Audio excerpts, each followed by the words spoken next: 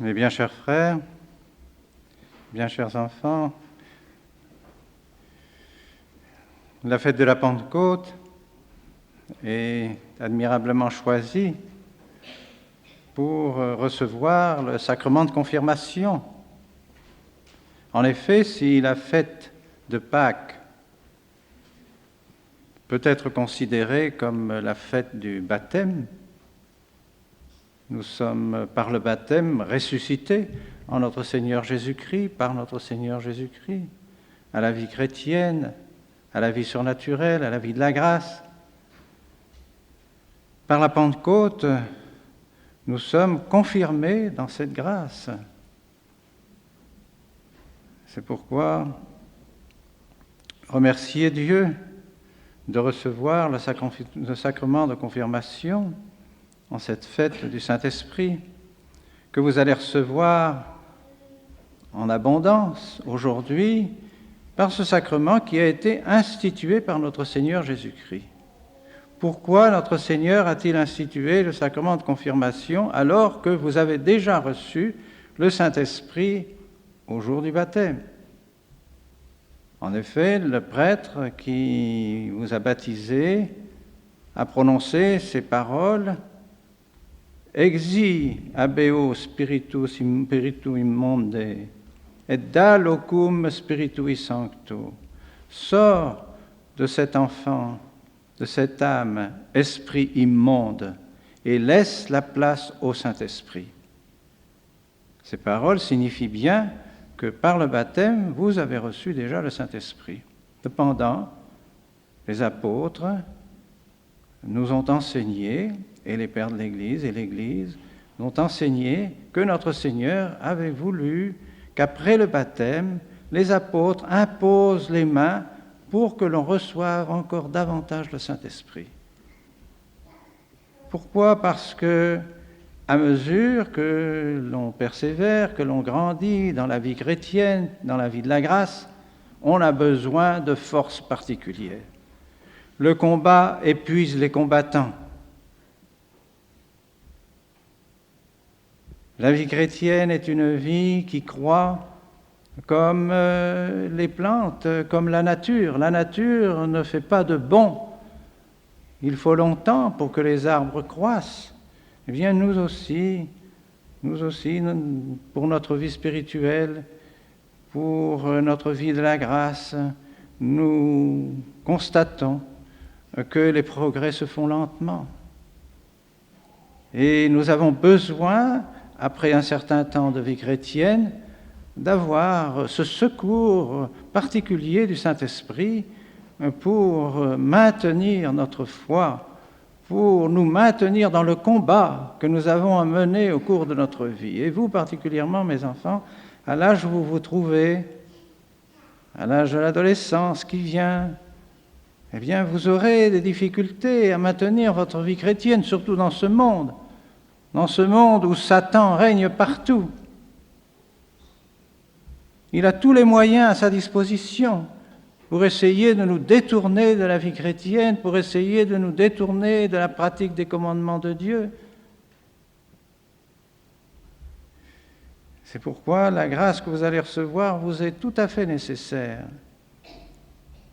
Vous verrez qu'au début de la cérémonie, l'évêque va étendre les mains en demandant à Dieu de faire descendre en vous les 7 dons du Saint-Esprit.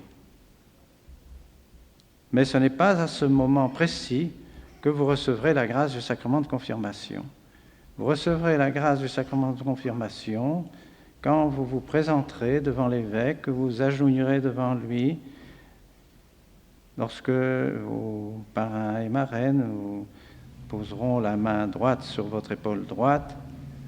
Et lorsque l'évêque va prononcer les paroles du sacrement de confirmation en vous signant le front du Saint-Crème et du signe de la croix, c'est à ce moment-là précis que vous recevrez la grâce du sacrement de confirmation.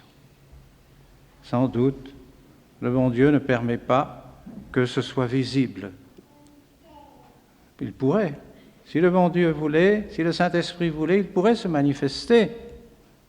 visiblement, comme il l'a fait lors de la Pentecôte sur les apôtres, en faisant descendre sur leur tête des langues de feu qui manifestaient la présence du Saint-Esprit.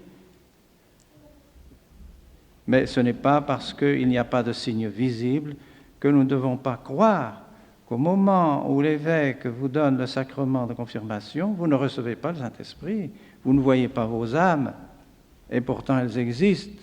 Vous croyez dans l'existence de vos âmes, eh bien c'est la même chose.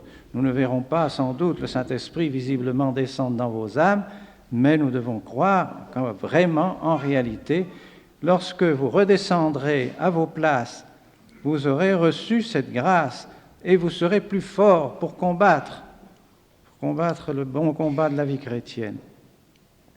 Alors nous allons prier tous ensemble. Et tout à l'heure, lorsque le sacrement, la cérémonie du sacrement de confirmation se clôturera, vous réciterez publiquement ces prières du « Je crois en Dieu, notre Père, je vous salue Marie », devant toute l'Assemblée ici réunie et avec l'Assemblée, devant les anges du ciel, devant vos anges gardiens, devant tous vos parents, amis qui sont défunts, qui sont au ciel, qui du ciel assistent à cette cérémonie, devant tout le ciel et devant toute l'Église de la terre, vous professerez votre foi chrétienne. Oui, je crois en Dieu le Père, je crois en notre Seigneur Jésus-Christ, son divin Fils, je crois au Saint-Esprit, je crois à la Sainte Église catholique, je crois au baptême pour la rémission des péchés, enfin je crois à la vie éternelle. Vous réciterez ça de tout votre cœur. Et il faut que ce soit une profession de foi que vous mainteniez pendant toute votre vie, jusqu'à votre dernier soupir. Et puis vous réciterez la belle prière de notre Père, que votre volonté soit faite sur la terre comme au ciel, que toujours dans ma vie, j'observe les commandements de Dieu, que je fasse la volonté du bon Dieu, que je pardonne à mes ennemis, comme le bon Dieu me pardonnera à moi-même, je l'espère. Quelle belle prière que celle du Notre Père. Enfin, vous vous confierez à la très sainte Vierge Marie. Je vous salue Marie, pleine de grâce. Vous vous confierez à votre bonne Mère du ciel, qui est ici aussi avec vous, qui est près de vous, qui vous aime et qui ne demande qu'une chose, c'est de vous réunir un jour dans le ciel avec tous les élus du ciel, car les élus du ciel, c'est la famille de la très sainte Vierge Marie. Nous faisons partie de la famille de la très sainte Vierge Marie. Elle est notre mère. Alors nous demanderons tous ensemble, nous prierons, tous ceux qui vous aiment, qui ont une grande affection pour vous, qui vous ont préparé à ce sacrement, nous prierons pour que les grâces abondantes descendent dans vos âmes. Au nom du Père, et du Fils et du Saint-Esprit, ainsi soit-il.